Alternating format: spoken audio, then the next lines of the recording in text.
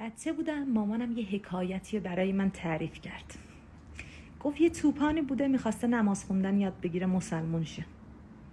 میره پیش یه نفر دیگه ازش نماز خوندن یاد بگیره. اون یه نفر دیگه شوخش میگیره به جای نماز الفاظ رکیک به این یاد میده. موسی از کنار اون چوپان یه روز داشته رد میشده، میبینه این به حالت نماز خوندن وایساده اما داره الفاظ رکیک میگه به خدا.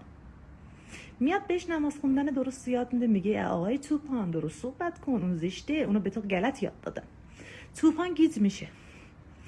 اونجا بود که خدا وارد عمل میشه و میگه موسی تو برای وصل کردن آمدی نه برای فصل کردن.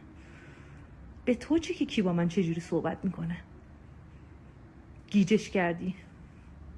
من دوست دارم موقع صحبت کردن لپ خدا رو بکشم.